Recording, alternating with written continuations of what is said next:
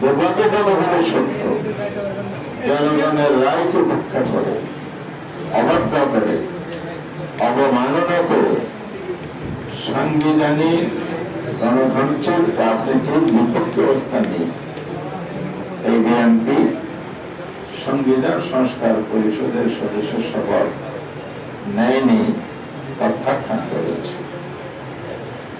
যে কারণে সংবিধান সংস্কার পরিষদ অদ্যাবধি গঠিত হয়নি এবং অধিবেশনে ডাকা হয়নি। বিরোধী দলের সদস্যগণ দুটি শপথে নিয়েছিলেন। সে প্রেক্ষিতে বিরোধী দলের পক্ষ থেকে 30 দিনের যে বাধ্যবাধকতা ছিল সেটার সমাপ্তি দিনে সংসদে মাননীয় স্পিকারের দৃষ্টি আকর্ষণ করে পরবর্তী সময়ে মন্ত্রী প্রস্তাব আনে, আলোচনা হয়ে সেটা ফলপ্রদ করে দেন বর্তমান সরকার। সাংবাদিক বন্ধুগণ, আজকে এই গণ অধিকার, এই গণভোটের যে রায় এবং জুলাই সনদ তথা এই সংস্কার যে জনগণের কাছে রাজনৈতিক দলের প্রতিশ্রুতি ছিল, সেই জায়গাটি নিয়ে অনিশ্চয়তা দেখা দিয়েছে। এই জন্য আমরা 11 দলের পক্ষ থেকে সংসদে ভূমিকা রাখার পাশাপাশি রাজপথের আন্দোলনের ডাক দিয়েছিলাম। আপনাদের সামনে 3 পর্বের কর্মসূচি আমরা ঘোষণা করেছি। প্রথম 2 পর্ব কর্মসূচি সফল বাস্তবায়ন হয়েছে, 3য় পর্বের কর্মসূচি চলমান রয়েছে। গত 16 তারিখ আমরা রাজশাহীতে 11 দলের সমাবেশ করেছি। ঘোষিত কর্মসূচি অনুযায়ী আগামী 13 তারিখ চট্টগ্রামে 11 দলের সেই বিভাগীয় সমাবেশ অনুষ্ঠিত হবে ইনশাআল্লাহ। রাজশাহীতে যে বিশাল জনসমুদ্র আমরা দেখেছি, চট্টগ্রামে সেই জনগণের বন্যার স্রোত প্রভাবিত হবে, সেই অবস্থা ইতিমধ্যে আমরা লক্ষ্য করছি।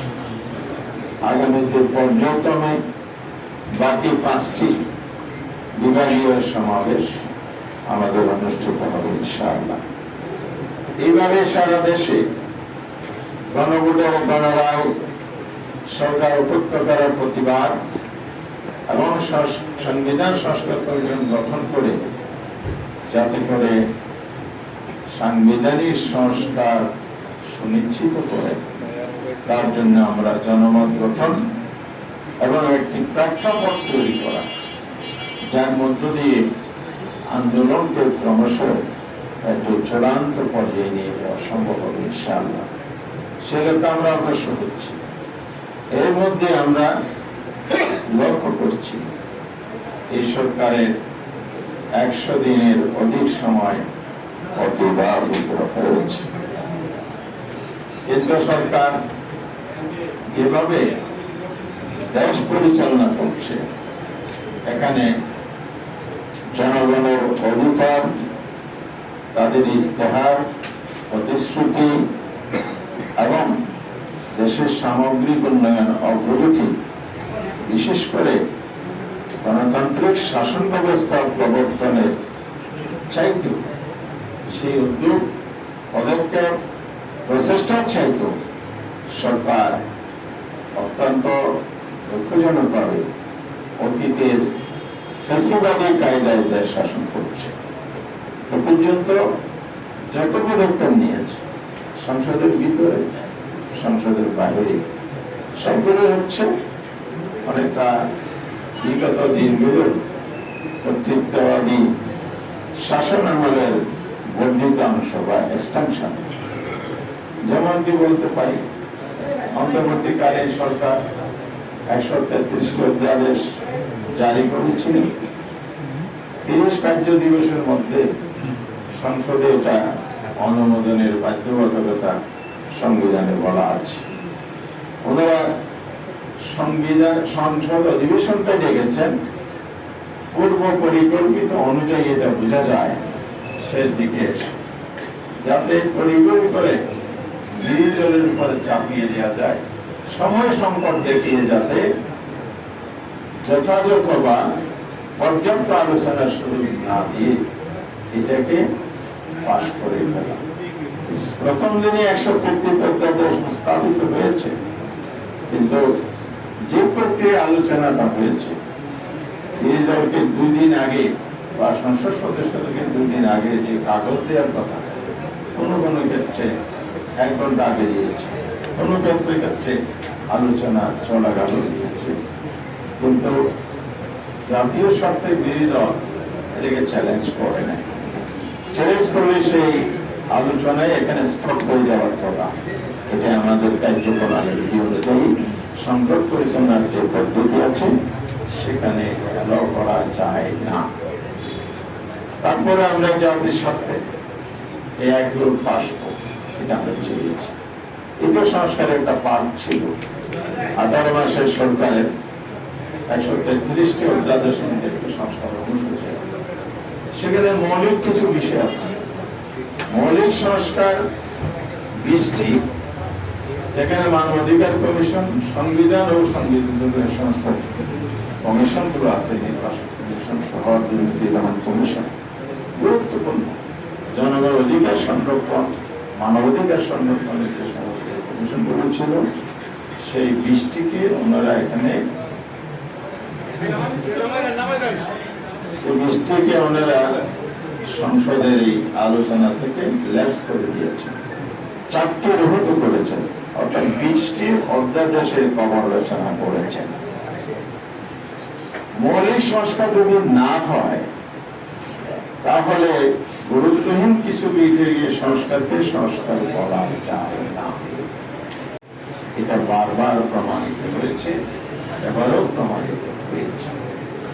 এই জন্য আমরা রাজপথে আছি, থাকবো। আমরা ধাপে ধাপে আন্দোলনকে চূড়ান্ত রূপ দেব, জনগণের অধিকার আদায় করে ছাড়বো ইনশাআল্লাহ। এবারে 11 জন ঐক্যবদ্ধ আছে, থাকবে, সে তারা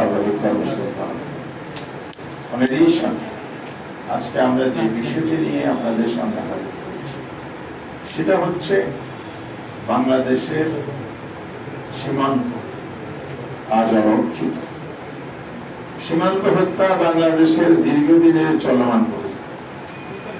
তবে বর্তমান সরকারের আমলে সীমান্ত হত্যার যে চিত্র আমাদের সামনে আছে, এটা আমাদের স্বাধীনতার সার্বভৌমত্বের জন্য মারাত্মক একটা হুমকি।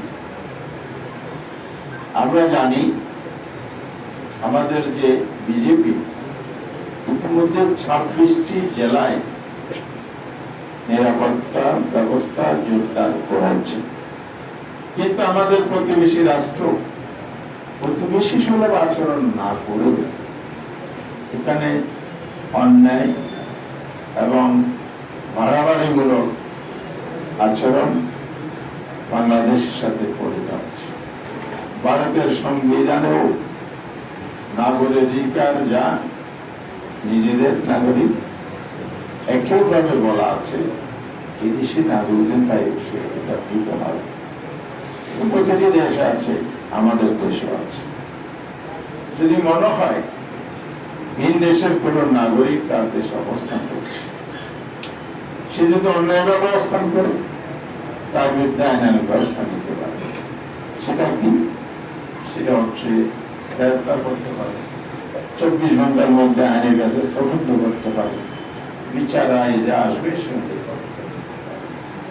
ভারত সেই পথে হাঁটেনি। ফেলানি হত্যাকাণ্ডের কথা আমরা জানি। এ ধরনের সীমান্তে প্রতিদিনের যে ঘটনাগুলো ঘটে, বাংলাদেশের পরে আক্রমণ, সীমান্তের ভিতরে প্রবেশ করে যেভাবে মানুষের খামারে পর্যন্ত হামলা চালায়, এগুলো বাংলাদেশের অতীত ইতিহাস নয়, বর্তমানে চলমান। সাম্প্রতিক কোশ্চিনের কথা বলেছে, তারা বলে যে ভারতের ডিকশনারিতে কোশ্চিন বলতে কিছু নাই। তাহলে আপনারা যে চান বিভিন্ন পয়েন্টে সীমান্তে এতগুলো লোক জোরপূর্বক ঠেলে দেওয়ার চেষ্টা করেছেন। আমাদের বিজেপির সাথে বাংলাদেশের দেশপ্রেমিক জনগণ প্রতিরোধ গড়ে তুলেছে। তারা যদি ঐক্যবদ্ধ প্রতিরোধ গড়ে না তুলত, তাহলে এতদিনে ভারত তাদের দেশের অনেক নাগরিককে বা তাদের দেশে বসবাসকারী অনেক লোককে বাংলাদেশকে ফেলে দিয়ে কোশ্চেনের ব্যবস্থা করত, এবং ইতিমধ্যে কিছু কিছু জায়গায় কোশ্চেন হয়েছে। আমাদের এক তথ্য আমরা জাতীয় পত্রপত্রিকায় বিভিন্ন মাধ্যম থেকে দেখেছি, সীমান্তে মার্চ, এপ্রিল ও মে 3 মাসে 50-এরও অধিক স্পটে সীমান্ত এলাকায় কোশ্চেনের ঘটনা ঘটেছে। সেখানে 2479 জনকে কোশ্চেন করার চেষ্টা হয়েছে। রিপোর্ট এটা হলেও আমরা পাবলিক ভাবে সোর্স থেকে যে রিপোর্ট পাই এর সংখ্যা দ্বিগুণেরও বেশি। এবং ইতিমধ্যে এই 100 দিন বিএনপি শাসনকালে 19 জন নিরীহ বাংলাদেশি মানুষ ভারতীয় বাহিনীর বিএসএফ এর গুলিতে নিহত হয়, গুলিবিদ্ধ হয়ে আহত হয়েছে 24 জন। বিএসএফ এবং আরাকান আর্মি, যেটা মায়ানমারের সাথে এই বর্ডারে, 83 জনকে আটক করে বা জোরপূর্বক করে নিয়ে যায়। সীমান্ত পরিস্থিতি যা, সরকার সেক্ষেত্রে যে পদক্ষেপ নেওয়ার কথা যথাযথ পদক্ষেপ নিতে ব্যর্থ হয়েছে। কারণ আমাদের মাননীয় স্বরাষ্ট্রমন্ত্রী যে কথা বলেছেন যে সীমান্তে যদি অপরাধজনিত কারণে কারোর উপর আক্রমণ হয়, হামলা হয়, গুলি করা হয়, হত্যা করা হয়, এটাকে বর্ডার কিলিং বলা যাবে না। আমি অনুরোধ করব মন্ত্রীদের এই দায়িত্বশীল জায়গা থেকে যখন কথা বলবেন, সংজ্ঞায়িত করবেন, ওনাদের মনে রাখতে হবে যে উনি বাংলাদেশের কিন্তু বয়ানটা হয়ে গেছে ভারতীয় মন্ত্রীদের মতো, ভারতীয় নেরেটিভ মতো হয়ে গেছে। ওদের বক্তব্য বাংলাদেশে কোনো মন্ত্রী দিতে পারে না, এটা আমাদের বিশ্বাস করতে কষ্ট হয়। কারণ হচ্ছে সীমান্তে যদি কাউকে যদি আপনি ঠেকাতে চান, এটার জন্য আইনে আছে, উনি সেটা জানেন, এটা আমরা বিশ্বাস করতে চাই। সীমান্তে যদি অপরাধও করে থাকে, সে অপরাধ দমনেরও পদ্ধতি আছে। একটা আমি বলেছি, ভারতের সংবিধান, বাংলাদেশের সংবিধানের কথা উনি অস্বীকার করবেন কিনা জানি না, তবে সংবিধানের ওনারা অনেক বেশি অভিজ্ঞ, প্রায় সময় সবকিছুতে সংবিধান নিয়ে আসেন। তো ওই জায়গায় সংবিধানের ধারাটা ভুলে গিয়েছেন কিনা, নাকি অন্যের দ্বারা প্রভাবিত হয়ে বলেছেন, এটা একটা প্রশ্ন থেকে গেল। কোন নাগরিককে, কোন দেশের মানুষকে সরাসরি বর্ডারে গুলি করে হত্যার বিধান নেই। সেখানে কি আছে? বিধানটা হচ্ছে গ্রেফতার করতে পারবে, ভয় দেখানোর জন্য ফাঁকা আওয়াজ করতে পারবে, কিন্তু মরণঘাতী অস্ত্র সরাসরি আঘাত, গুলি করে হত্যা, এটা মানবাধিকারের সুস্পষ্ট লঙ্ঘন। একই সাথে আমরা বলতে চাই, এটা বাংলাদেশের সার্বভৌমত্বের প্রতি চরম আঘাত। সেই ধরনের মানবাধিকার বিরোধী একটি কাজকে, দেশের স্বাধীনতার সর্বাঙ্গীন একটি কাজকে সমর্থন যোগাতে পারে এমন একটি বক্তব্য দেয়া আমাদের অতীতে জাতীয় পলিসি এবং নীতির সাথে সাংঘর্ষিক। আমি অনুরোধ করব বাংলাদেশ সরকারের দায়িত্বপ্রাপ্ত যারাই যে জায়গায় আছেন, ওনাদের সংবিধানের বিরুদ্ধে, বাংলাদেশের নীতির বিরুদ্ধে অবস্থান নিয়ে ভিন দেশের স্বার্থ চরিতার্থের অপচেষ্টা না চালা। সেটা যে হয়ে থাকে, তাহলে ভারতীয় বিএসএফ আরো বেশি উৎসাহিত হবে, বাংলাদেশের ক্ষয়ক্ষতি বৃদ্ধি করবে। সেই জায়গায় জনগণ অবশ্যই এর বিরুদ্ধে একটি শক্তিশালী অবস্থানে পৌঁছতে পারবে। বন্ধুরা আমার, এই জন্য আমরা বাংলাদেশের জনগণকে সাথে নিয়ে যে কোনো মূল্যে দেশের স্বাধীনতার সমত রক্ষার জন্য আপোষহীন ছিলাম, থাকবো ইনশাআল্লাহ। যে কোনো মূল্যে আমরা এই প্রশ্নের চেষ্টা প্রতিহত করবো ইনশাআল্লাহ। এই ব্যাপারে সরকারের ভূমিকা আরো কার্যকর হোক, আন্তরিকভাবে ভূমিকা রাখো। জনগণের দায়িত্ব যেহেতু সরকারের, রাষ্ট্রের পক্ষে সরকার এই কাজগুলো করে, সেই কাজটা যাতে সরকার কোনো ধরনের উদাসীনতা না হয়। সেকেন্ডলি, সীমান্ত হত্যার যে রিপোর্ট আমরা আপনাদের সামনে করলাম, কমিশনের কথা যে বললাম, সে আভ্যন্তরীণ নিরাপত্তার অবস্থা খুব ভয়াবহ, অর্থাৎ আইন শৃঙ্খলা পরিস্থিতি অত্যন্ত ভয়াবহ। আমি আপনাদের সামনে দেশের যে 3 মাস বা 100 দিনের দেশ জুড়ে যে ঘটনা, তার একটা খণ্ড চিত্র দিতে চাই। নাম্বার 1, সারা দেশে মোট ফৌজদারি মামলা হয়েছে 51,486 3 মাসে। সেখানে দেখা যাচ্ছে ক্রমশ এর পার্সেন্টেজ বৃদ্ধি পাচ্ছে ধারাবাহিক। যেমন মে মাসে 1 লাখ, ফেব্রুয়ারির তুলনায় এখানে মামলার সংখ্যা 54.13% বেড়েছে। তার 11,775 ছিল ফেব্রুয়ারিতে, এপ্রিলে এসে 18,149 অপরাধজনিত মামলা। 3 মাসে হত্যাকাণ্ড ঘটেছে 915টি। তার মধ্যে অত্যন্ত বেদনাদায়ক রোমহর্ষক ঘটনা যে কয়টি আছে আপনারা জানেন, যে আমাদের একজন নারী শিশু রামেসা, তার হত্যাকাণ্ড আলোচিত। গাজীপুরে একই পরিবারে 5 জন। তারপরে এভাবে অনেকগুলো ঘটনা ঘটেছে। এগুলো হলো সামগ্রিক আইন শৃঙ্খলা পরিস্থিতির বিভিন্ন ঘটনা হল। বোম, সেখানে চুরি আছে, ডাকাতি আছে, নানা ধরনের ঘটনা। এমনকি আগের কায়দায় সেফ কাস্টোডিও 100 দিনের যদি দলীয় সহিংসতা বলি, বিএনপি দল হিসেবে 852টি সহিংস ঘটনা ঘটেছে। সেখানে 100 দিনে বিএনপির হাতে খুন হয়েছে 41 জন। দলীয় কর্মী হিসেবে তারা রাজনৈতিক হত্যাকাণ্ড ঘটিয়েছে 41টি বছর। তার মধ্যে আপনার বিএনপি নিজের দলের কর্মী নিজেরা খুন করেছে 18 জন। 12 জন মূল দলের, 3 জন যুব দলের, ছাত্র দলের 3 জন, মোট সাধারণ মানুষ 19 জন, জামায়াত ইসলামীর আছে 4 জন। আমাদের এটা কিন্তু বিএনপি খুন করেছে। ধর্ষণ, নারী নির্যাতন শিকার হয়েছে 43, বিএনপির হাতে 43 জন নির্যাতিত হয়েছে, ধর্ষণ শিকার হয়েছে।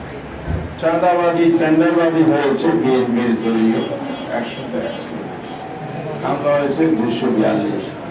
এই হামলার শিকার আমাদের এই লড়াকু সৈনিক যোদ্ধা, এই যে নাসিরউদ্দিন পদালি, 2 জায়গায়, একটা হলো ঝিনাইদহ আর একটা হয়েছে হলো সীমান্ত এলাকা যশোরে, 2 জায়গায়। এক জায়গায় তো তার সরাসরি ফিজিক্যাল অ্যাটাক করেছে, আর তার গাড়ি ভাঙচুর করা হয়েছে। তাহলে আমরা কি স্বাধীনতা রক্ষার জন্য দেশপ্রেমিক শক্তি হিসাবে আমরা কি খুশিনের বিরুদ্ধে দাঁড়াতে পারবো না? কেন এসব প্রতিবাদ সমাবেশে অংশগ্রহণ করবেন, স্থানীয় নেতৃবৃন্দ সেখানে থাকবেন। আমরা জনগণকে আমাদের সীমান্ত রক্ষা, সীমান্ত মানুষকে রক্ষা, আমাদের স্বাধীনতার মর্যাদা সর্বোচ্চ রক্ষার জন্য আমরা সেই প্রতিবাদ সমাবেশে ডাক দিয়েছি আগামী 12 জুন। দ্বিতীয় কর্মসূচি আমরা পালন করব 15ই জুন সেটা আমরা রাজধানীর ঢাকায় বিক্ষোভের দাবি দিয়েছি। এই দাবিগুলো পূরণের জন্য সরকারের কাছে দাবি তুলে দেওয়ার জন্য আমরা রাজপথের আন্দোলনের অংশ হিসাবে রাজধানী ঢাকায় আগামী 15 তারিখ প্রতিবাদ সভা ও বিক্ষোভ মিছিল অনুষ্ঠিত হবে। আমরা শাহবাগের শহীদ হাদি ইনি আরেকটি নির্মম বর্বরতার শিকার হয়েছে, দুনিয়া থেকে চলে গেলেন আরেকজন সন্তান। তো সেই স্পটটাকে এখন শাহবাগ চত্বর হাদি চত্বর হিসেবে এখন আলোচনায় আছে। সেই জায়গায় আমরা অবশ্যই স্থান হিসেবে নির্ধারণ করবো। এই আলোচনা আমাদের আমরা এছাড়াও জনমত গঠনের কর্মসূচি হিসাবে বিভিন্ন জেলায় যে সেমিনার করা, রাজধানীতেও রাউন্ড টেবিল করা, এগুলো সিদ্ধান্ত নিয়েছি। এটা আমরা আবার ঈদের পরবর্তীকালে এই পরিবেশে আবার লক্ষ্য করে শুরু করবো ইনশাআল্লাহ, যাতে করে মানে জানতে পারে দেশ কিভাবে চলছে, দেশ কোথায় যাচ্ছে, দেশের মানুষের কি করা উচিত, নাগরিক হিসাবে আমাদের ভূমিকা, সচেতনতা। যদি বলি, সরকার যে পররাষ্ট্র নীতিটা বাংলাদেশের সংবিধানে বলা আছে এটাকে অনুসরণ করে যদি ভূমিকা রাখে, সেখানে বলা আছে কারোর সাথে বৈরিতা নয়, সবার সাথে বন্ধুত্ব। আবার বলা আছে যে আমার দেশের স্বার্থ সংরক্ষণ করে, আমার দেশ যে একটা স্বাধীন দেশ, তার সার্বভৌম যে ক্ষমতা, এই মর্যাদার জায়গা, সেটা অক্ষুণ্ণ রেখেই আমরা প্রতিবেশী সহ সকল দেশের সাথে সুসম্পর্ক রাখতে চাই। সেই জায়গায় যে কোশ্চেন যদি একটা অন্যায়ভাবে, যেটা তাদের সংবিধান এলাও করে না, সেই কাজ অহরহ চলতে থাকবে। সরকার যদি এখানে নীরব থাকে, এখানে ব্যর্থতার সাথে যে আবার বোঝাপড়া আছে কিনা, আমি বলেছি ভারতীয় মন্ত্রীর বয়ান বাংলাদেশের মন্ত্রীদের, এটাকে আমি কি বলছি, এখানে মনে হয় আনসার আছে। জি, নেক্সট। বাংলাদেশে এবং খুবই মানবতার জীবন যাপন করছে তারা, যেখানে হলো তারা বাংলাদেশিদের কাছে খাবার চাচ্ছে, কেউ পানি চাচ্ছে। আমরা যেটা দেখেছি, বাংলাদেশ সরকারকে আমরা অনুরোধ জানাবো বা পরামর্শ দিব, বিজেপিকে শক্তিশালী করতে হবে। আমরা ইতিমধ্যে দেখেছি আমাদের বিজেপিতে ড্রোন ডেভেলপমেন্ট হয়েছে, বিভিন্ন নতুন ভেহিকল পেট্রোল কার ডেভেলপমেন্ট করেছে সরকার, প্রায় 60,000 বিজেপি বর্ডারে ডেভেলপমেন্ট হয়েছে। আমরা মনে করি সরকার আরো শক্তিশালী পদক্ষেপ নেবে, কারণ আমাদের বিজেপিকে যদি আমরা শক্তিশালী না করতে পারি, তাহলে বসে রোখা আমাদের সম্ভব নয়। দ্বিতীয়ত যে বিষয়ে আমরা পুরো বাংলাদেশের জনগণকে আহ্বান জানাবো, সীমান্ত এলাকায় আপনারা বাংলাদেশের পক্ষ থেকে একটা মানব প্রাচীর তৈরি করেন। এই মানব প্রাচীর ভেদ করে যাতে ওই পার থেকে স্মাগলিং অথবা যারা চোরাচালান করে বাংলাদেশের অভ্যন্তরে ঢুকে ক্রিমিনাল অ্যাক্টিভিটিস না করতে পারে, সেই ক্ষেত্রে আপনারা যথাযথ ভূমিকা নেবেন এবং আমরা আশা করবো সরকার এই বিষয়ে উদ্যোগ নেবে। তবে আমি যেটা দেখে এসেছি, সরকারের ভূমিকা সীমান্তে খুবই অপ্রতুল এবং সরকার সীমান্তে নজরদারির ক্ষেত্রে খুবই স্বল্প ভূমিকা পালন করছে এবং এই ক্ষেত্রে 3 জন মন্ত্রী বক্তব্য দিয়েছেন। স্বরাষ্ট্রমন্ত্রী সালাউদ্দিন সাহেব বলেছেন ওইখানে লেখার ওইখানে যে হত্যাকাণ্ড হয় এটা বর্ডার কিলিং না, কিন্তু উনি যে বক্তব্য দিয়েছেন এটা সত্য নয়, সেটা আমরা প্রত্যাখ্যান করছি। দ্বিতীয়ত সমাবেশ উনি একজন প্রতিমন্ত্রী, উনি যে বক্তব্য দিয়েছেন যে সেই তাদেরকে 12টা চিঠি দেওয়া হয়েছে, তারা রেসপন্স করে নাই। আমরা মনে করবো যে রেসপন্স যদি না করে, ফলে পররাষ্ট্রনীতির ক্ষেত্রে আরেকটু নিয়ত জানু থেকে সরে পররাষ্ট্রনীতি নেওয়া, উদ্যোগ নেওয়া সরকারকে প্রয়োজন। ওই একটা চিঠিতে সাথে সাথে শেখ হাসিনাকে একটু ফেরত চাওয়া প্রয়োজন। লাস্ট দিনে ডক্টর জাহেদ একটি বক্তব্য দিয়েছেন, সেখানে উনি বলেছেন সীমান্ত হত্যা ভারতের আভ্যন্তরীণ বিষয়। আমরা সর্বত এই বক্তব্য প্রত্যাখ্যান করছি, কারণ আপনার সীমান্তে যখন উত্তেজনা হচ্ছে, সেখান থেকে অবৈধ বাংলাদেশি বলে আমাদেরকে পাঠানো হচ্ছে বাংলাদেশে, তাহলে উনি যে বক্তব্য দিয়েছেন এটা শুধু ভারতের আভ্যন্তরীণ বিষয় নয়, এখানে বাংলাদেশের মানুষের জীবন সংগ্রাম, বাংলাদেশের সার্বভৌমত্ব জড়িত রয়েছে। আমরা সরকারকে বলবো দ্রুত উদ্যোগ নেওয়ার জন্য, এবং 32টা জেলা ইনশাআল্লাহ একযোগে পুরো বাংলাদেশের সীমান্তে আমরা প্রতিবাদ সমাবেশ করব, মানব প্রাচীর তৈরি করব। বাংলাদেশ আবার দেখিয়ে দিবে 71 সালে যেভাবে হলো আমরা বাংলাদেশের সার্বভৌমত্ব রক্ষার জন্য ঝাঁপিয়ে পড়েছিলাম, তেমনিভাবে এই সময় যদি কোনো রাষ্ট্র সন্ত্রাসী গোষ্ঠী বা সন্ত্রাসী বাহিনী বাংলাদেশের সার্বভৌমত্বকে লঙ্ঘন করতে চায়, আমরা হলো আমাদের সর্বোচ্চটা দিয়ে বাংলাদেশের মানুষকে ঐক্যবদ্ধ